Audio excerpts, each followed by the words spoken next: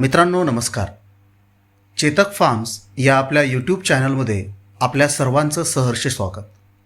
मित्रांनो, आज आपण एक महत्त्वाच्या विषयावर चर्चा करणार आहोत आणि तो विषय म्हणजे शुद्ध मध कसा तयार होतो. शुद्ध मध हा गोठतो का?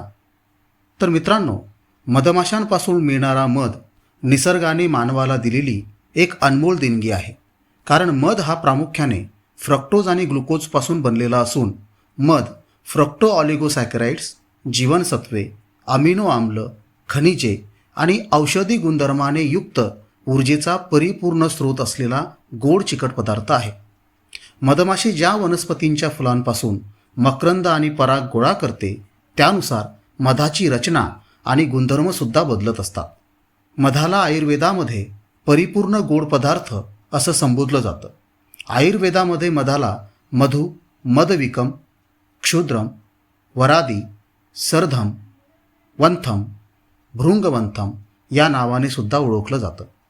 आयुर्वेदामध्ये मधाच्या चवीनुसार मधाला रस म्हणजेच मधुर तुरट, वीर्य म्हणजेच उष्ण शीत, विपाक म्हणजेच पचनपश्चात मधुर, लघु स्वादु ग्राही वृक्षा विलेखनम म्हणजेच गुण लघु अल्प, विशद म्हणजे स्पष्ट दिसणारा, वृक्ष म्हणजे कोरडेपणा आणणारा, ग्राही म्हणजे आधार देणारा, लेखन म्हणजे खरडण्याची प्रवृत्ती असलेला, तसेच दोषावरील प्रभावानुसार कफ पित्त संतुलन ठेवणारा पदार्थ म्हणून वर्णन करण्यात आलं आहे.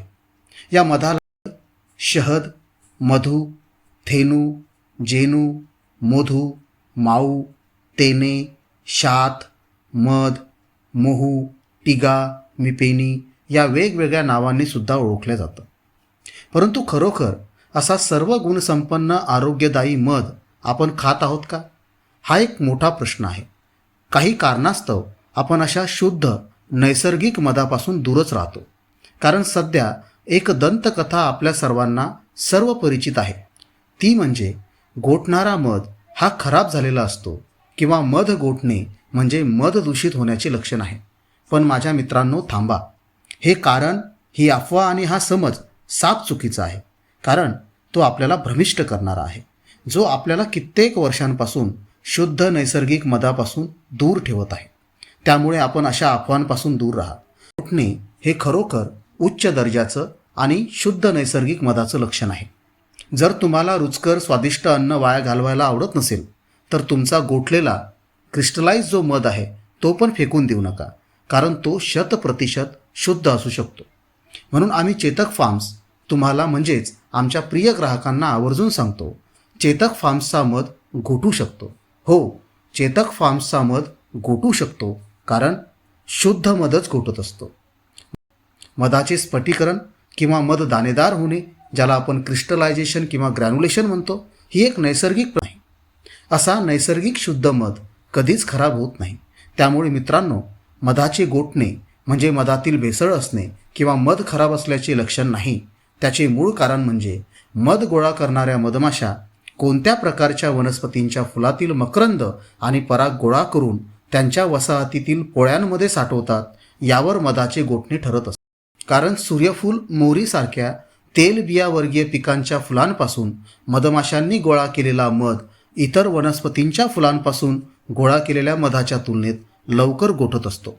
तसेच शुद्ध मधाच्या काही भौतिक गुणधर्मांमुळे सुद्धा मधाचे सुरुवातीला नैसर्गिक स्फटिकीकरण गोठणं होऊ शकतं. आणि त्याच्यातलं सगळ्यात महत्त्वाचं कारण म्हणजे मधातील अतिसंतृप्त म्हणजेच सुपर सॅच्युरेटेड साखरेचं जास्त प्रमाण. प्रामुख्यानं फ्रक्टोज आणि ग्लुकोज या दोन शर्करेपासून, साखरेपासून मधमाशांनी तयार केलेला नैसर्गिक शुद्ध पदार्थ आहे. त्यामुळे मध गोठण्याचं प्रमुख कारण म्हणजे मधात असलेले फ्रक्टोज ग्लुकोजचे गुणोत्तर प्रमाण आणि ग्लुकोज पाण्याचे गुणोत्तर प्रमाण. जेव्हा मधातील फ्रक्टोज आणि ग्लुकोजचे प्रमाण जास्त होते आणि ग्लुकोज पाण्याचे प्रमाण कमी होते तेव्हा मध गोठण्याची प्रक्रिया मंदावते. आणि जेव्हा मधातील ग्लुकोजची पातळी वाढते तेव्हा ग्लुकोज पाण्यामध्ये सहज विरघळत नाही आणि त्यामुळे मध गोठण्यास सुरुवात होते. यामुळे मध आंबण्याची जी प्रक्रिया आहे ती टळते आणि मध गोठल्यामुळे असा मध वर्षानुवर्ष सुरक्षित राहतो. म्हणजे मध गोठल्यामुळे एक प्रकारे मध स्वतःचे संरक्षण सुद्धा करत असतो. या व्यतिरिक्त शुद्ध मध गोठण्याचं दुसरं कारण म्हणजे मध साठवणूक आणि त्यावेळचं तापमान. मध साठवणुकीतील तापमान एकतर 4 डिग्री सेल्सिअसपेक्षा कमी असावं, त्यामुळं मधातील साखरेची चलनशीलता कमी राहते, किंवा जास्त तापमान म्हणजेच 25 डिग्री सेल्सिअसपेक्षा जास्त तापमान जर असेल तर मधाची साठवणूक केल्यास ग्लुकोजचे संतृप्तता कमी होईल, परिणामी मध गोठणार नाही. तसेच मध हा जास्त काळपर्यंत द्रवरूपातच राहील. या व्यतिरिक्त सुद्धा मध गोठण्यासाठी काही बाह्य घटक कारणीभूत असतात. त्यामध्ये मध काढणी करतानाचे मधासोबत येणारे मेणाचे आणि परागाचे अंश, तसेच मध बाटलीमध्ये भरत असताना त्यामध्ये मेण आणि परागाचे अंश किंवा साठवणुकी दरम्यानचे तापमान. मधावर कोणतीही प्रक्रिया न करता गोळा केलेला ताजा मध प्रत्यक्ष किंवा अप्रत्यक्षरित्या कधीही न तापवलेला हा मध मात्र गोठू शकतो, कारण असा मध कच्चा, शुद्ध आणि नैसर्गिक असतो. अशा कच्च्या नैसर्गिक मधामध्ये मेण, पराग, रोंगण किंवा वनस्पतीचे घटक इत्यादी अंश येऊ शकतात आणि त्यामुळे आपला मध हा गोठू शकतो. सरते शेवटी परंतु सर्वात महत्त्वाचं, मधावर प्रक्रिया केल्यास किंवा मधाला अप्रत्यक्ष किंवा प्रत्यक्ष तापवल्यास असा मध मात्र कधीही गोठत नाही, परंतु अशा मधामध्ये भेसळ असण्याची दाट शक्यता असते. या व्यतिरिक्त बाजारात उपलब्ध असलेल्या सर्वच कंपन्यांच्या मधाच्या पॅकिंगवर आपल्याला पाहायला मिळतं की हनी टेन्स टू क्रिस्टलाइज.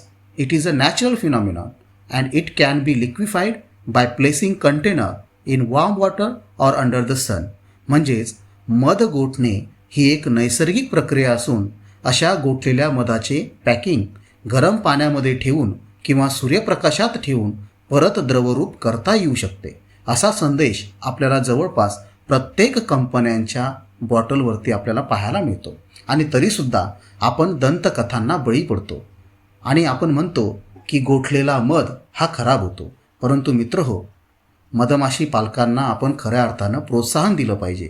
शक्यतोवर मध खरेदी करत असताना विश्वस्त मधमाशी पालकांकडून तो खरेदी केला पाहिजे, किंवा विश्वस्त मधमाशी पालकांच्या ज्या मालकीच्या कंपन्या आहेत त्यांच्यापासून आपण तो खरेदी केला पाहिजे आणि शुद्ध मधाच्या बाबतीत आपण आश्वस्त झालं पाहिजे. त्यामुळं मित्रांनो, यानंतर कधी आपण असा गोठलेला मध विश्वस्त मधमाशी पालकाकडून जर विकत घेतला किंवा द्रवरूपातील मध खरेदी केल्यानंतर काही कालावधीनंतर जर तो गोठला तर काळजी करू नका, तो फेकून देऊ नका. आहे त्या प्रारूपातील मध आपण खाऊ शकता, किंवा असा गोठलेला मध साठवलेल्या पॅकिंगसह किंवा बाटलीसह गरम पाण्यात किंवा सूर्यप्रकाशात ठेवून त्याला परत द्रवरूपात आल्यावर पुन्हा सेवन करू शकता आणि अशा प्रकारे शुद्ध नैसर्गिक मधाचा आरोग्यदायी आनंद आपण घेऊ शकता. त्यामुळे मित्रहो, ताजा, कच्चा, शुद्ध नैसर्गिक न तापवलेला मध खा, आपले जीवन आरोग्यदायी करा आणि मधमाशांना वाचवा, मधमाशी पालकांनाही प्रोत्साहन द्या. चला मित्रहो, मधमाशीला आणि निसर्गाला वाचूया. धन्यवाद.